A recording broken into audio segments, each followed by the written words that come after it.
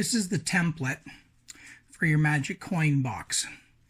Don't be overwhelmed by it here. It's pretty straightforward. The term score will come in later. That just means to notch the material, not cut through.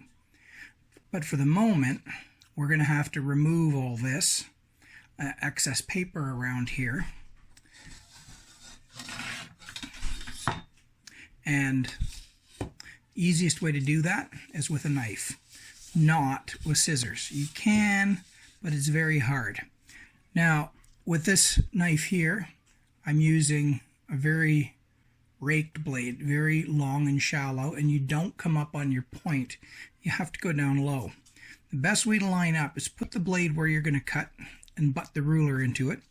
Go down to the bottom, butt it together there, and now you should be able to lightly cut through the paper with the blade kept very shallow, just like that.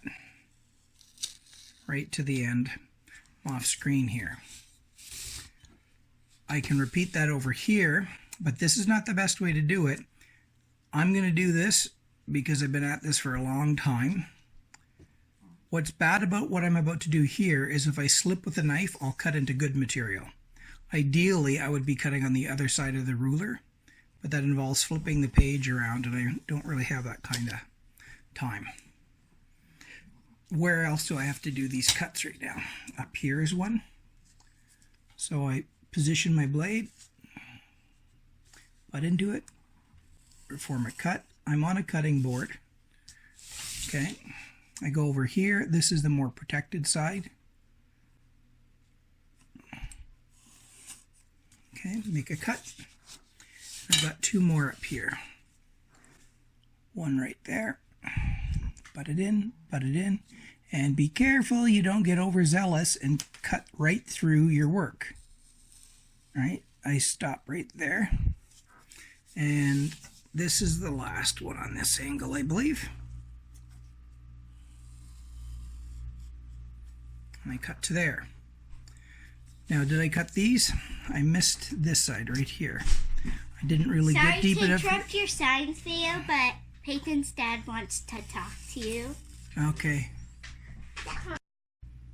Where was I now? Right in here, I didn't get a good score. There, it finally separated right there. All right. So now I'll turn it this way, and I'll put it here.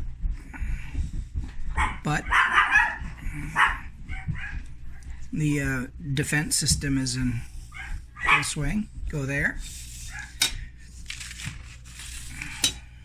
And over here, butt it in. Now this cut gets continued all the way down to here. So rather than doing the cuts as two separate pieces and lined up, do it in one pass. So I'm cutting from here right to the bottom of the page, and I'm stopping there from the top to there. Now this thing should separate. Oh, forgot two more. This side.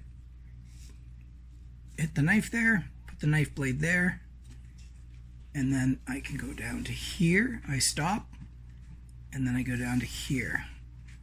That leaves me supposedly one last cut here. There, there. And now this should separate out quite nicely.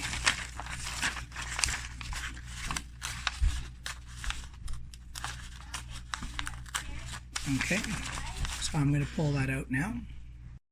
Having separated that, you can see the cut to here marks have been removed.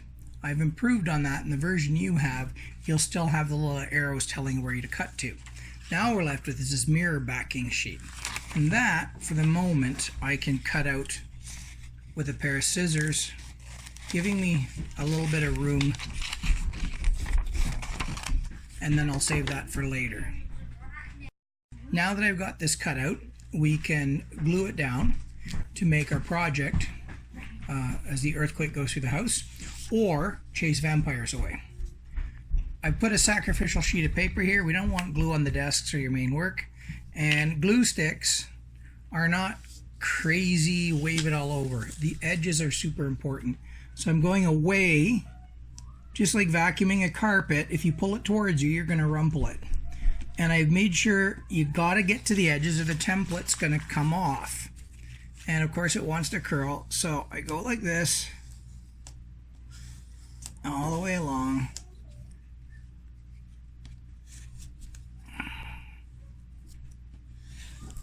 I want to get to that edge.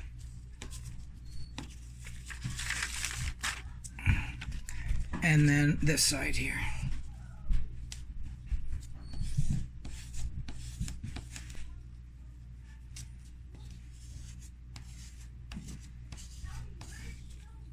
Now I can take this and put it on my backer board.